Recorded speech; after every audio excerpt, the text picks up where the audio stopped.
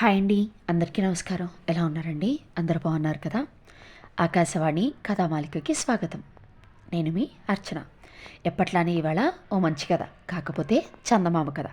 కథ రోజా సుందరి, డి స్వర్ణలత గారు రచన.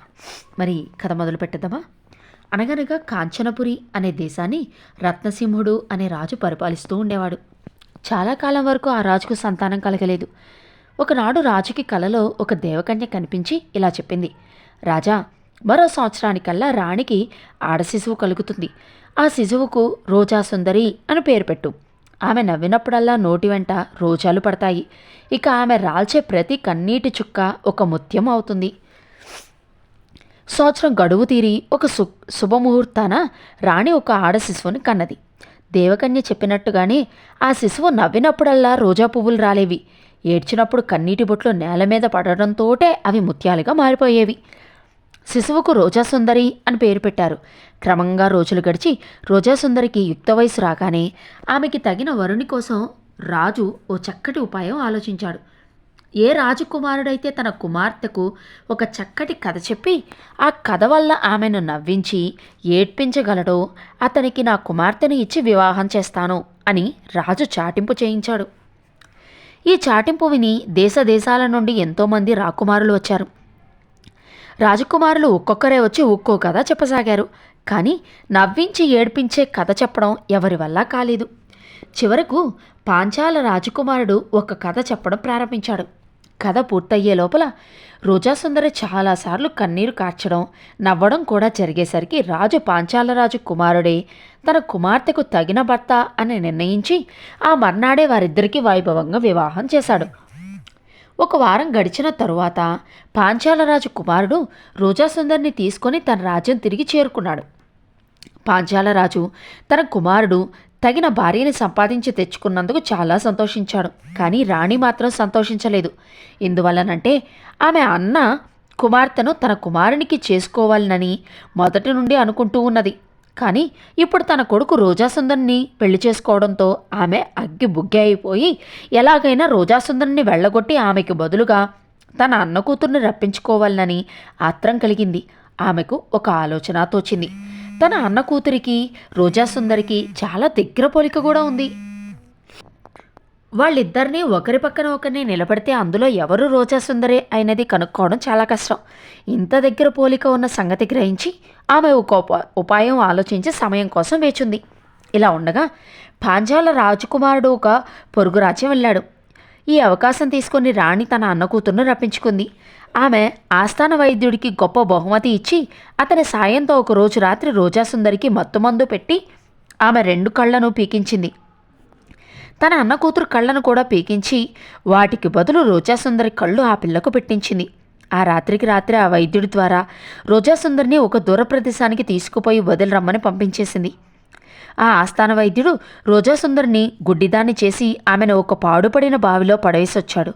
ఈ పనిని ఇంత ధైర్యంతో నెరవేర్చి తనకు సహాయపడినందుకు రాణి ఆస్థాన వైద్యుడికి మరికొన్ని బహుమతులు ఇచ్చి ఈ విషయం బయటికి పొక్కకుండా కట్టుదిట్టం చేసి నిశ్చింతగా ఉంది.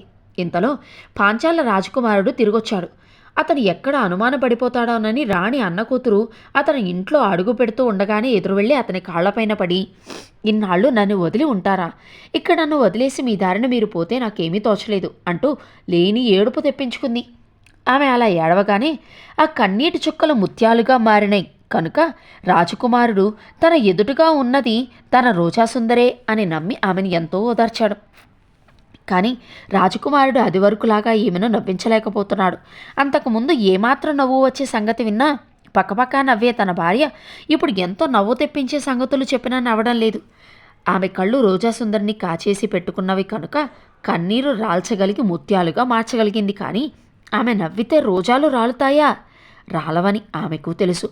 అందువలనే ఆమె ఎంత నవ్వు వచ్చినా బలవంతాన ఆపుకునేది. ఇదిలా ఉండగా అక్కడ రోజాసుందరి పడి ఉన్న బావి పక్కగా ఒక పల్లెవాడు పోతూ బావిలోంచి వస్తున్న మూలుగు విని రోజాసుందరిని బయటికి తీసి తన ఇంటికి తీసుకుపోయాడు. రోజాసుందరికి తెలివచ్చిన తర్వాత, ఎవరమ్మా నువ్వు? ఇంత అందమైన నిన్ను దేవుడు ఇలా గుడ్డిదాన్ని చేశాడేమి? పాపం, దారి తెలియక బావిలో పడ్డాను అనుకుంటా. నీవెవరో చెప్పు, నా చేతనైన సాయం చేస్తాను అన్నాడు. కానీ రోజాసుందరి తన నిజమైన సంగతి చెప్పక నన్ను కొంతకాలం పాటు మీ ఇంట్లో ఉంచుకొని ఉంటే నాకు అదే పెదవేలు, ఇంతకంటే నాకు ఏ సాయమూ అక్కర్లేదు అన్నది. పల్లెవాడు సరేనని ఆమెను తన వద్దే ఉంచుకొని కాపాడుతున్నాడు.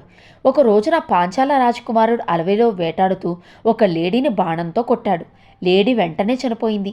ఇక్కడ లేడీ ఎప్పుడైతే చనిపోయిందో పల్లెవాడింట్లో ఉన్న రోజాసుందరి కూడా హఠాత్తుగా చనిపోయింది. పల్లెవాడు చాలా విచారించి ఆమెను సమాధి చేశాడు.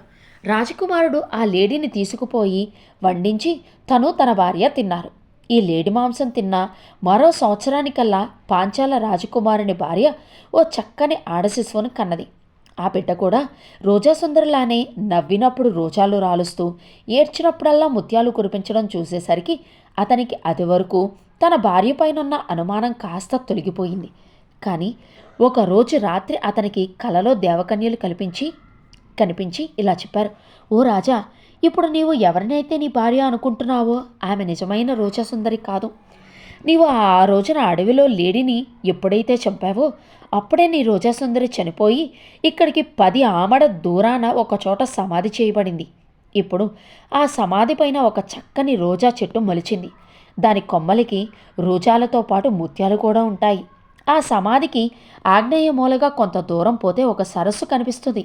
ఆ సరస్సులోని నీరు నీకు పుట్టిన ఈ కుమార్తె చేత ఆ చెట్టు మీద చల్లించావంటే నీ రోజాసుందరి మళ్ళీ బ్రతికొస్తుంది. కానీ ఆమె బ్రతికిన గుడ్డిదిగానే ఉంటుంది. ఆమెకి మళ్ళీ చూపు కలిగించాలంటే ఇప్పుడు నీ భార్యకి ఉన్న కళ్ళు పీకించి ఆమెకి అప్పించు. ఇలా చేశావంటే నీ నిజమైన రోజాసుందరి నీకు తిరిగి లభిస్తుంది. తెల్లవారింది.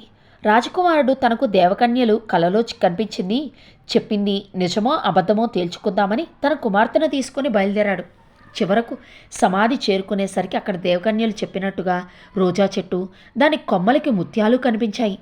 తర్వాత సరస్సు వెతుక్కుంటూ పోయి అందులో నీళ్లు తన కుమార్తె చేత దోసిటలతో పట్టించి తిరిగి చెట్టు వద్దకు వచ్చి దాని మీద చల్లించాడు. నీళ్లు చెట్టు మీద పడడంతోటే సమాధి మాయమై దాని స్థానే రోజాసుందరి చెక్కు చెదరకుండా నిలబడింది. అతను చాలా సంతోషించి ఆమెను తీసుకొని తన భుజానికి వచ్చాడు. వెంటనే తనను అప్పటి వరకు మోసం చేస్తూ వచ్చిన తన తల్లిని భార్యని పిలిపించాడు. ఆస్థాన వైద్యుణ్ణి కూడా రప్పించి రోజాసుందరికి తిరిగి ఆమె కళ్ళు ఏర్పాటు చేయించాడు. అంతేకాక తల్లికి ఆమెకు సాయపడిన ఆస్థాన వైద్యుడికి యావజ్జీవ ఖైదు విధించాడు. నాటి నుండి పాంచాల రాజకుమారుడు రోజాసుందరితోనూ తమ చిన్న రోజా కుమారితోనూ హాయిగా ఉంటున్నాడు. అదండి కథ.